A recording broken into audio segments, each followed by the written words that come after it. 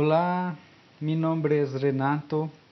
Yo trabajo con la escuela de estudio bíblico en línea en portugués. Soy de Brasil, entonces perdona mi portuñol, sí. Eh, También estoy muy contento de poder enseñar un poco acerca de ese libro riquísimo que es el libro de Esdras. ¿Sí? Vamos a empezar. Bueno, Esdras, el nombre de Esdras significa el Señor ayuda, ¿sí? Si ya lo leíste el libro, ya te diste cuenta que es un libro que se pasa en los últimos tiempos del Antiguo Testamento. Después de Esdras y Nehemías ya no hay ningún registro en las Sagradas Escrituras histórico que nos cuenta lo que pasó después de esto. Pero hay otros registros, puedes leer el libro de Macabeos, que se pasa entre los 400 años entre los últimos libros del Antiguo Testamento y los evangelios, ¿sí? Entonces, es un libro muy importante. Esdras, también Nehemías. Eh, los dos libros, muchas veces voy a hablar acerca de los dos libros, de Esdras y Nehemías, porque los dos son considerados por muchos como uno mismo libro. Así como debes saber ya que los libros de los reyes, de crónicas, son solamente un libro. Así también Esdras y Nehemías para los judíos es considerado un libro solamente. Y también creo que se dado cuenta que cuando empieza el libro no está tratando de Esdras, es más sí acerca de Zorobabel y otras personas. Y después, más adelante en el libro, entonces empieza a hablar acerca de Esdras, y en la primera persona también. Esdras habla, Esdras estaba así, haciendo algo como que en primera persona, pero antes de esto no está en primera persona. Entonces vamos a ver por qué esto, ¿sí? Puedes ver también que Esdras, él parece ser un líder muy humilde.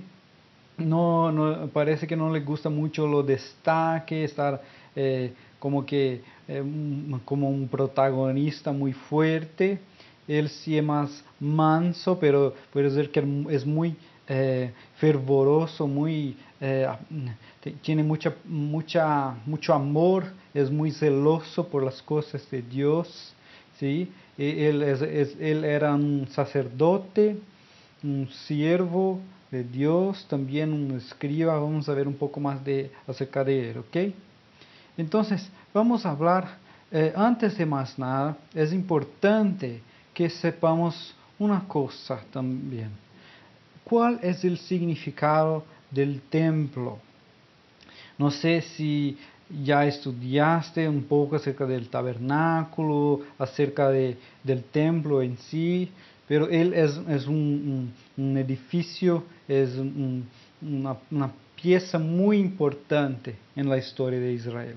¿Por qué? Porque ella representa la presencia de Dios. Entonces, en el primer lugar, en primera parte de la Biblia, hay un hogar, una localización geográfica que contiene la presencia de Dios. Y esto será en el Edén, ¿sí? Con Adán y Eva. Pero ellos pecan y entonces son exilados del jardín del Edén.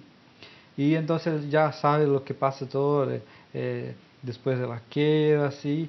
La historia de los patriarcas. Y después viene Moisés. Y cuando saca el pueblo de Egipto, ellos construyen el tabernáculo. Y este tabernáculo significa la tienda de habitación. ¿La tienda de habitación de qué? ¿De quién? De la gloria de Dios. ¿Sí?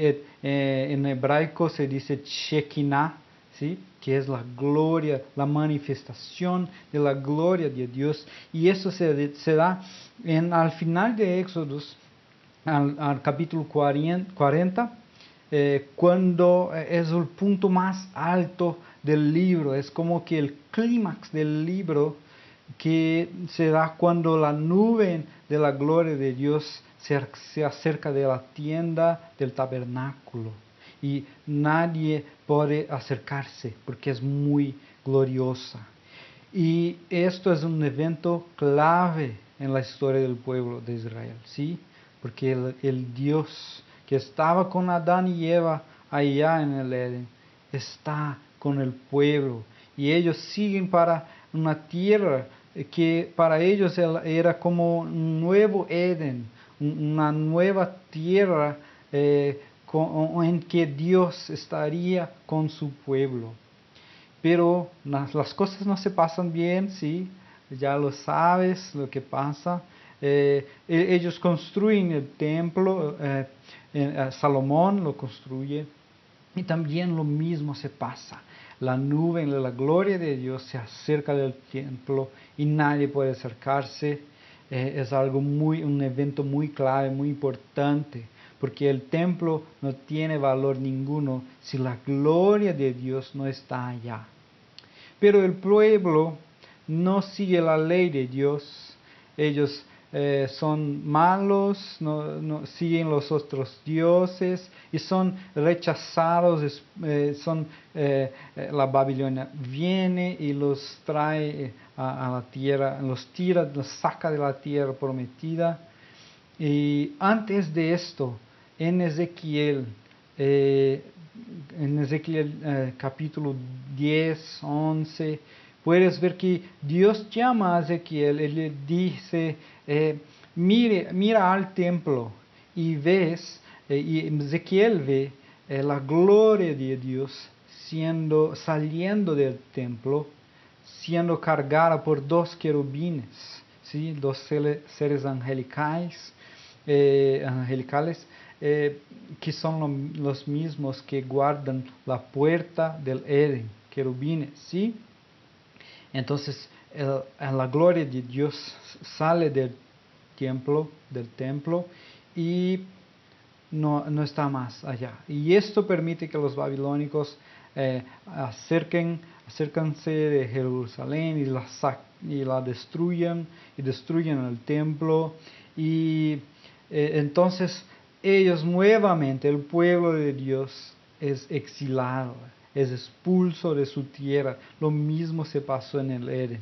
Si lees la narrativa, ves que Adán y Eva son exilados al este, ¿sí? Al este del Edén.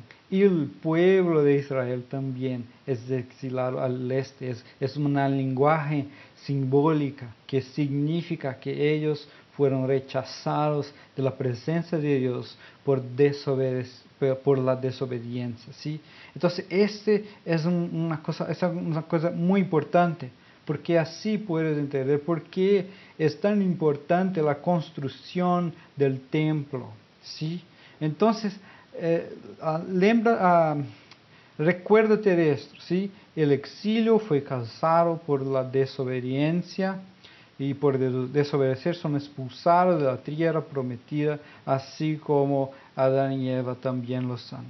Entonces, que Jeremías promete es que Dios les promete que se pasarán 70 años de exilio para que el pueblo retorne a la tierra, y entonces hay una promesa de restauración para que el pueblo cumpla su castigo, pero Dios les ama mucho. Y entonces el tiempo de regreso del exilio es llegado, ¿sí? En Esdras.